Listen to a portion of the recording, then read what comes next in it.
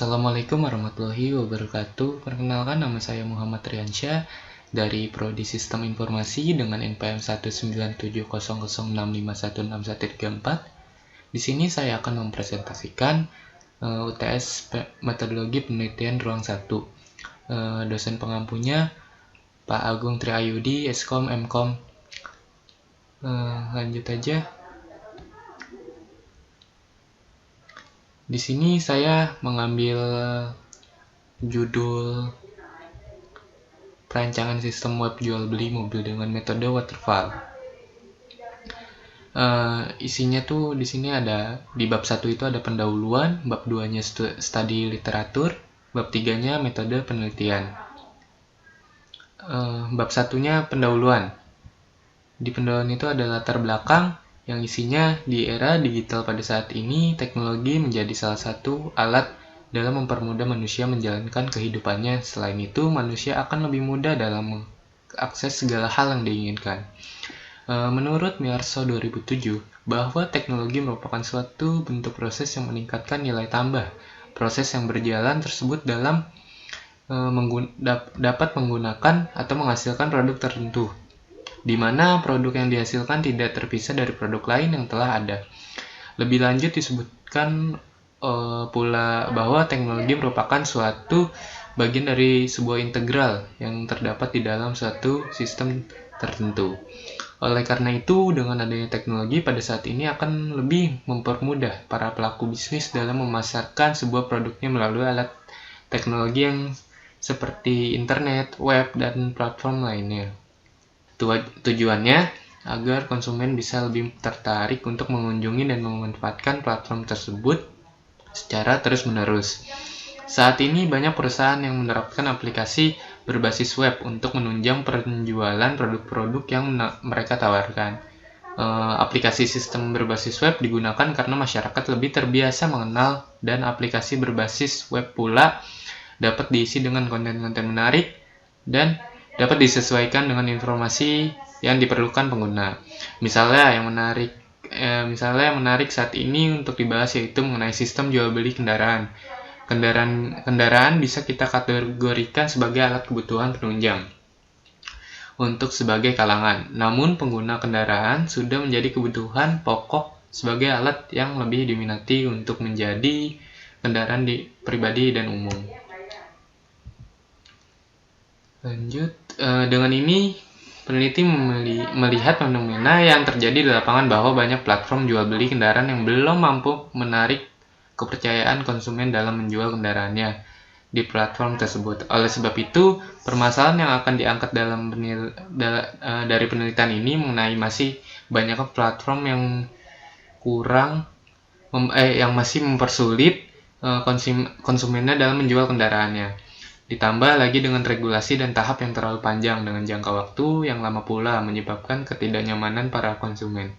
Seperti halnya contohnya itu saya mengambil platform OLX yang memiliki kelemahan dalam hal tahap jual beli mobil yang dirasakan terlalu panjang dan waktu menunggu inspeksi yang terlalu lama.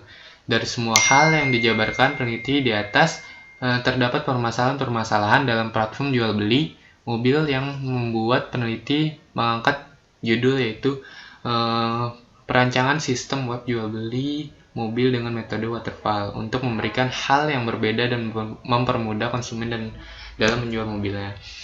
Berdasarkan latar belakang peneliti sebelumnya, peneliti ini memiliki tujuan untuk mempermudah para konsumen yang ingin membeli dan menjual mobilnya di platform kami. Selain itu, kami juga menyediakan platform yang di dalamnya terdapat grup khusus, seperti kayak grup khususnya itu seperti kayak di situ di dalamnya ada pedagang gitu. Jadi dia bisa menawar mobilnya itu secara langsung. Di sini kami bekerja sama dengan berbagai showroom terpercaya dan juga memberikan kemudahan kepada berbagai showroom dalam memanfaatkan teknologi untuk memasarkan produknya khususnya di platform kami. Dan cara ini kami terapkan agar showroom tidak lagi menerapkan secara manual dalam hal jual beli kendaraan berupa stok mobil. Pencatatan yang masih manual belum terkomputerisasi. Dengan adanya platform ini, kami, showroom, dan pembeli bisa secara langsung diskusi dengan memanfaatkan teknologi modern. Penelitian ini diharapkan dapat menjadi solusi dan lebih bisa membantu para konsumen dalam jual beli mobil di platform ini. Melakukan perancangan sistem web jual beli mobil untuk memenuhi kebutuhan pengguna sistem dan membuat tampilan yang mudah digunakan dan lebih modern dalam hal tampilan webnya. Hasil dari penelitian ini yaitu merancang tampilan web yang dapat memberikan kenyamanan pengguna sehingga dapat meningkatkan efektivitas dan efisien dalam jual beli mobil. Lanjut di bab 2 itu ada studi literatur. Di sini saya mengambil 3. Yang pertama ini ada perancangan sistem aplikasi penjualan pada showroom Salman Automobilindo Tugu Depok. Penelitinya Ricky Supriyadi Nababan dan kawan-kawan 2020. Penelitian ini terdapat pembahasan terkait perancangan sistem aplikasi penjualan pada Salman Automobilindo yang berfungsi untuk menjadi sebuah sistem yang terintegrasi secara optimal dan berbasis komputer. Selain itu, perancangan ini untuk merancang sistem aplikasi yang dapat mengolah data dengan mudah dan cepat, yang nantinya dapat membantu user dalam memasukkan data mobil serta dapat melakukan pencarian data dengan cepat dan tepat. Merancang sebuah sistem yang terkomputerisasi sehingga memudahkan user dalam membuat laporan kepada konsumen dan kepada pimpinan. Permasalahan pada penelitian ini yaitu dalam proses pengolahan data, beberapa kasus yang dimana jumlah data yang diolah itu cukup banyak. Contohnya dalam perekapan stok mobil dan perhitungan dana yang masih secara manual. Adapun solusi yang ditawarkan dalam penelitian ini yaitu proses pengolahan meliputi proses penginputan data mobil, proses pendataan mengenai transaksi yang terjadi mengenai data penjualan, dan penyimpanan data mobil dari pembeli. Dari itu, kelebihan dari pembuatan sistem ini untuk memproses data yang lebih cepat dan mudah. Lanjut, jurnal yang kedua ini yaitu perancangan sistem informasi penjualan dan pembelian mobil pada Salva Motor. Penelitinya yaitu Azhar Rimawan Ilyas dan Dian Novita tahun 2020. Penelitian ini terdapat pembahasan terkait perancangan sistem informasi penjualan dan pembelian mobil pada Salva Motor, yang nantinya berfungsi untuk membuat sebuah sistem yang menjadi terintegrasi secara optimal dan dapat mengolah secara aktivitas jual mobil yang terkomputerisasi. Selain itu, sistem dapat mengolah sistem aktivitas jual beli mobil pada tempat tersebut dan dapat mempermudah karyawan dalam pendataan ataupun transaksi kepada pelanggannya. Permasalahan pada penelitian ini yaitu showroom ini masih menggunakan proses pengolahan data penjualan dan pembelian masih dilakukan secara manual. Usaha ini masih memiliki kendala dalam pengolahan data yang masih menggunakan buku. Selain itu, penyimpanan data-data yang semakin banyak dan mengakibatkan adanya penumpukan sebuah data yang tidak beraturan, yang dampaknya bisa kehilangan ataupun tertukar kepada data-data yang lain. Adapun solusi yang ditawarkan dalam penelitian ini untuk merancang sebuah aplikasi yang dapat mempermudah dan mengamankan proses pengolahan data penjualan dan pembelian pada Salva Motor yang berbasis desktop yang dapat menampilkan dan menambahkan serta memanipulasi data pembeli, mobil, supplier, pembelian, penjualan tunai, penjualan kredit, pembayaran cicilan, serta surat jalan. Maka dari itu, kelebihan dari aplikasi yang telah dibangun dapat mempermudah karyawan dalam proses transaksi penjualan dan pembelian. Yang ketiga, jurnal itu berjudul Rancang Bangun Sistem Informasi Penjualan Mobil Second Hand. Penulisnya Amiratul Jannah dan Giovanel Farel tahun 2021.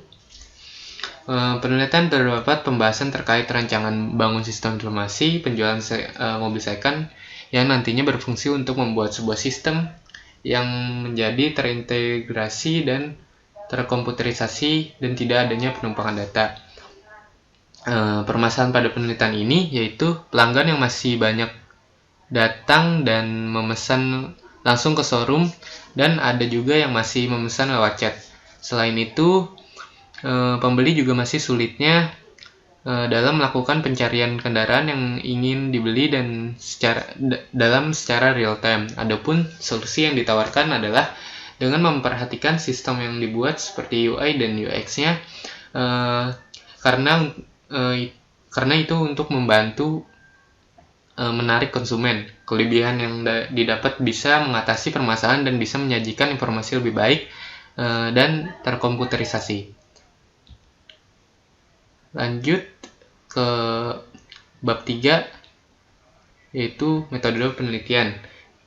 Metode penelitian ini ada 2 bagian, yaitu metode pengumpulan data dan metode perancangan sistem web. Lanjut ke metode pengumpulan data, yaitu di sini ada 3. Yang pertama wawancara, observasi, dan studi literatur. Wawancara merupakan cara memperoleh